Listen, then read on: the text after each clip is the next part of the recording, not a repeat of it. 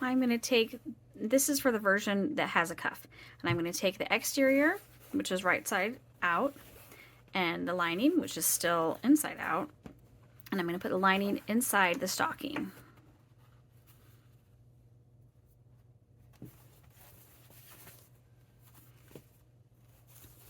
This is pretty easy for the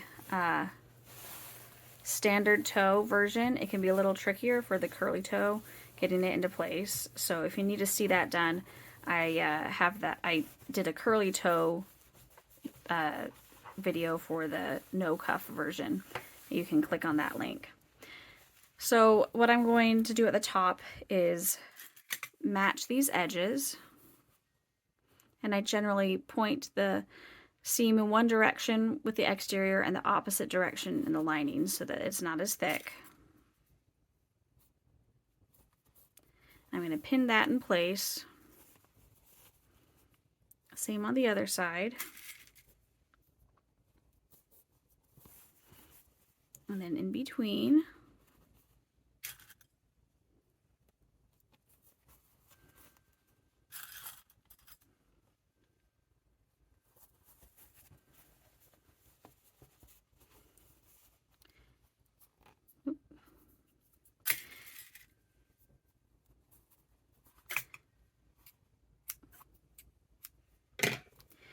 and now I'm going to zigzag or serge the top edge. The reason being is that this edge will be underneath the final cuff. It's going to be exposed, well, kind of exposed.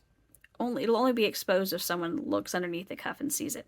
But over time, you could have threads unravel. So that's why I like to finish it by zigzagging it or serging it.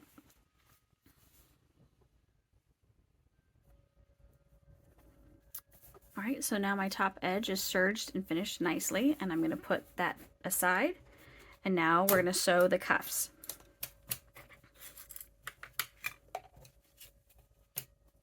First, we will sew the side edges.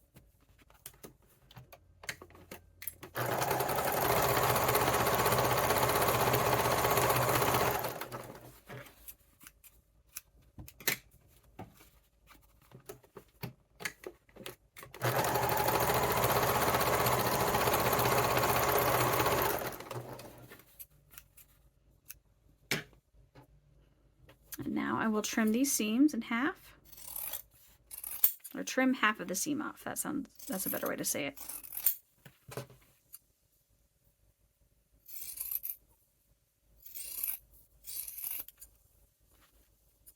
If you are doing piping, now would be the time to apply it.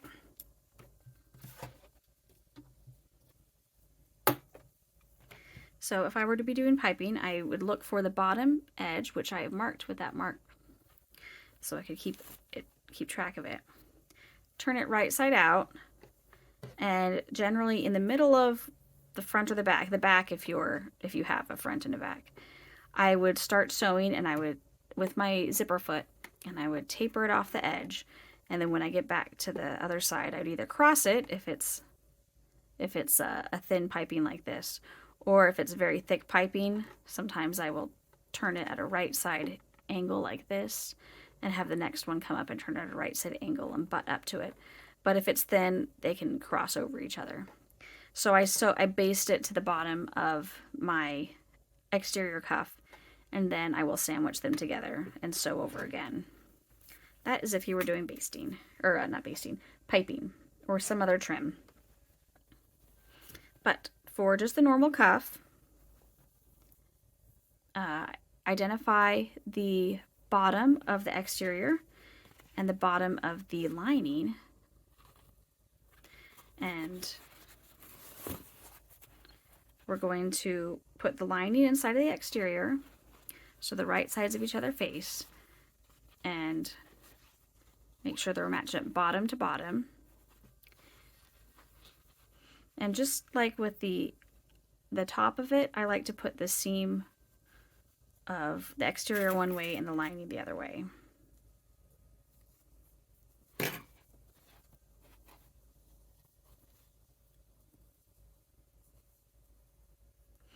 Oh, and here is an important point.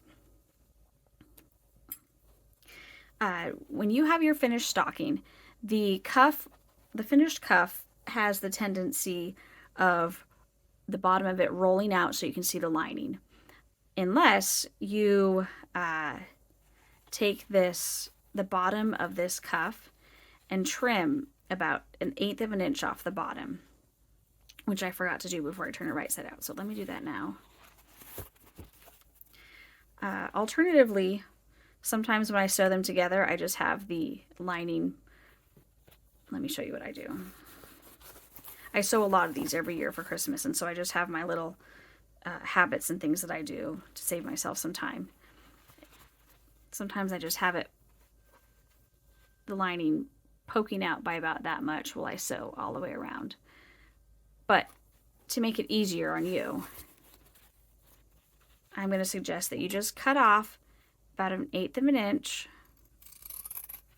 all the way around. Now, I would only do this on this standard cuff.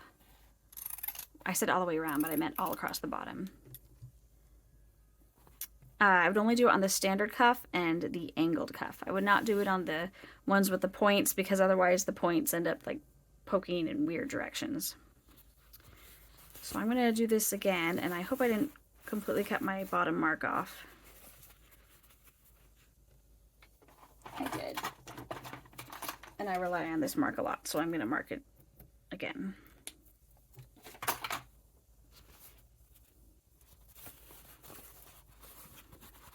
All right, so now sometimes I flatten these seams to help them work a little better. Now I'm going to match the bottom of the exterior and the bottom of the lining together, and I'm going to make these edges, the raw edges matched up. Also, if you're doing piping, you don't need to cut off the bottom edge, because I generally find that when the piping, you kind of want the piping showing. Cutting off this bottom edge helps the exterior roll under a little bit so the lining doesn't show. But if you do that with piping, then you might end up with piping that's not really showing all the way.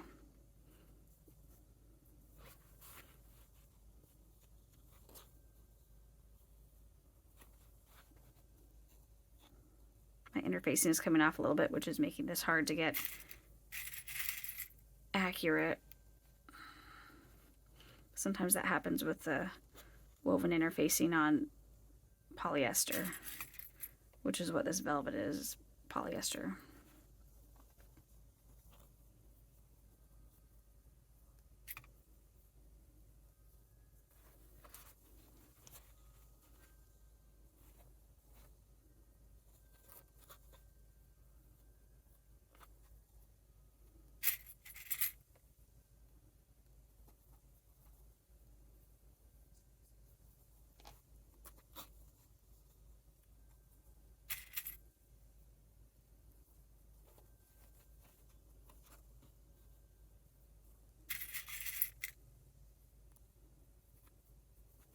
Okay, I also take my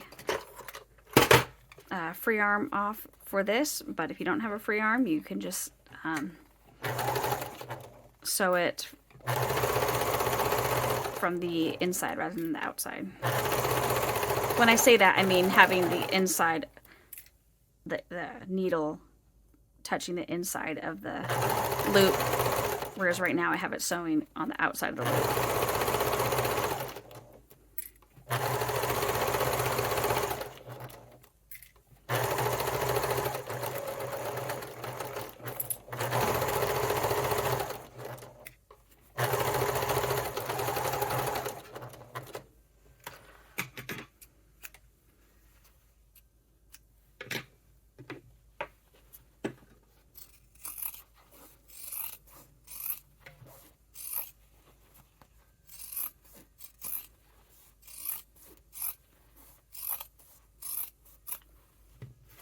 Okay, so I've trimmed that.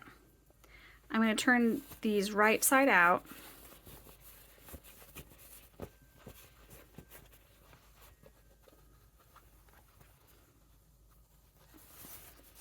And match up these top raw edges and make the seams face opposite directions. You'll see at the bottom that the exterior rolls in a little bit, and that'll help the lining not to show.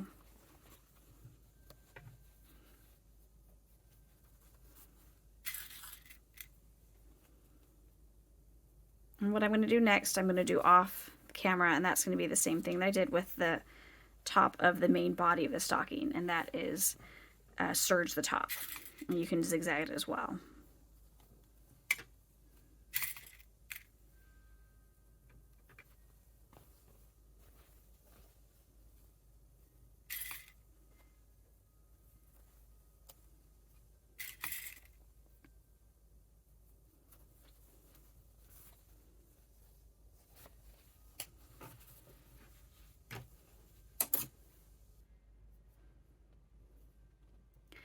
Alright, so I finished the top edge of this cuff. It's serged just like the inside.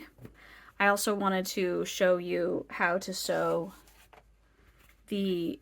one of the other cuffs, especially one that has points or corners. So I'm going to sew this and show you how I do that. Alright, I sewed the edges because that's the same as sewing the other cuff. But I'm going to show you a couple tips for making these points turn out well. One thing I like to do is mark the point that I'm going to be sewing to.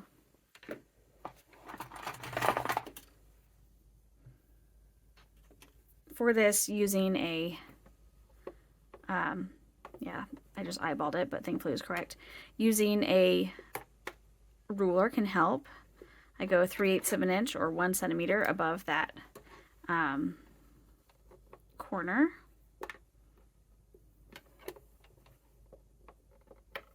And that'll help me sew to the correct spot. I can also do it at the points.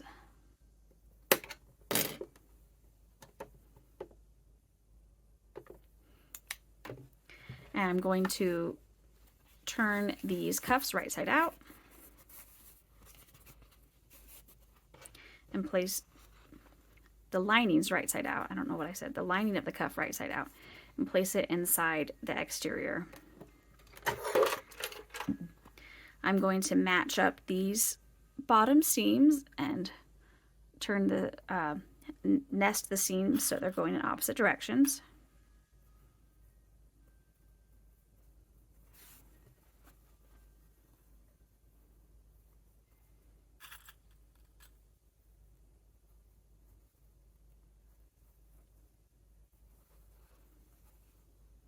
And then next I match the points up.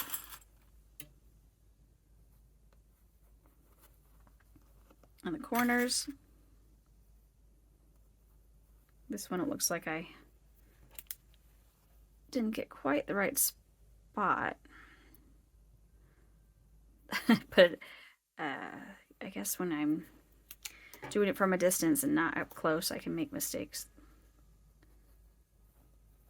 Sometimes when I'm recording, it's hard to see what I'm doing because my fingers and hands are just a little farther away than they normally are.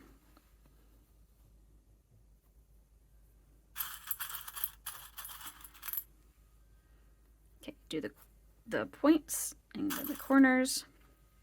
And then because this is a velvet fabric that is kind of fiddly to sew, I also am going to pin in between.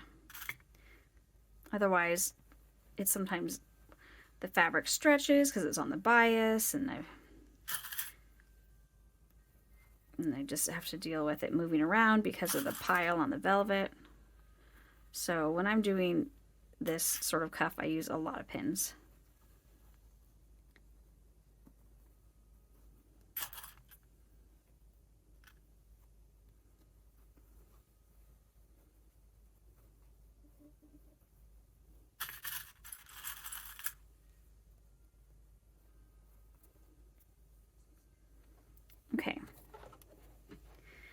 And when I sew, I just pick a spot and start sewing.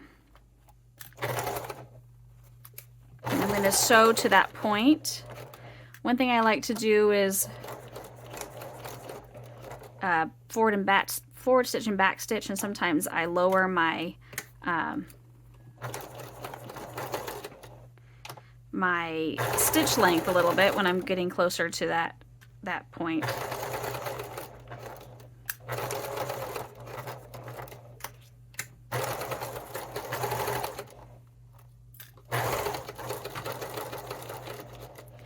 So I just went from 3 to 2, forward and back stitch, forward and back stitch, back up to 3. Because my typical stitch length is 2.5.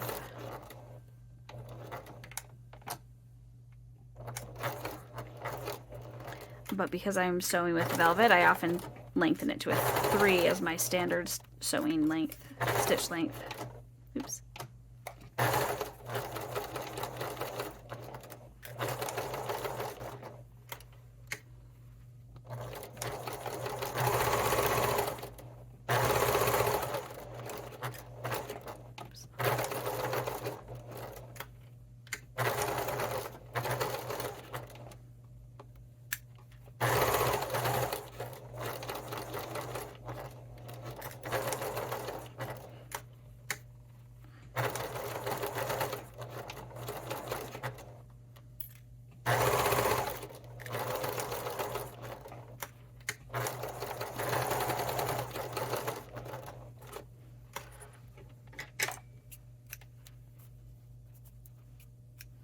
Okay, so now I'm going to stitch or clip up to that corner, but not through.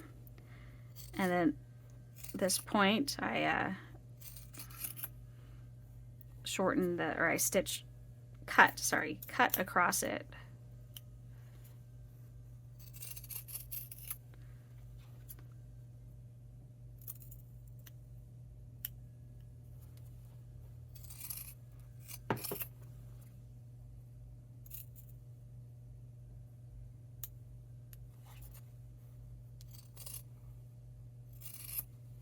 All right, and then I also will trim in between.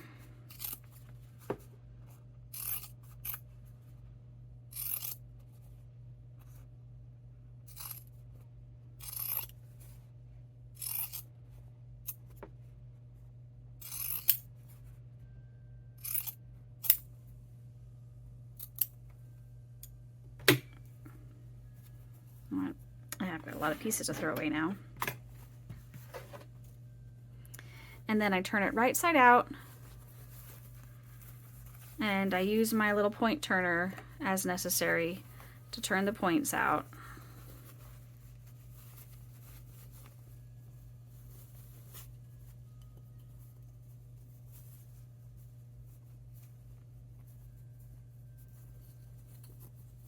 It's generally a little thicker on these edge seams, so I can get a little nicer point on the parts that are, the points that are not on the seam.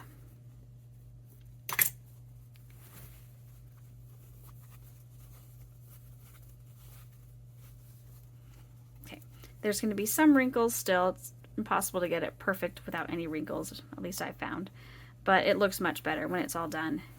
It'll look nice. So now we can continue on with this cuff, pinning the top raw edges together and then finishing it with zigzag or serging, and then this cuff is ready to go.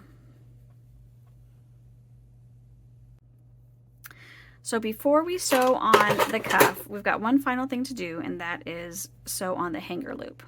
So I'm going to fold it in half and find the outside edge next to the heel.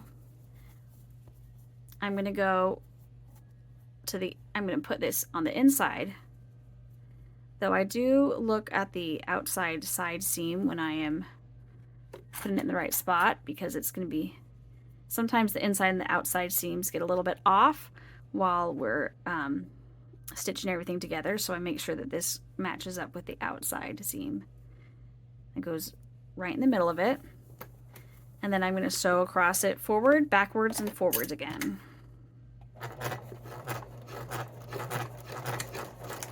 It can be pretty thick, so just go slow. Anytime in the next step that you're going over the hanger, go slowly and carefully, and you can hand feed it if necessary.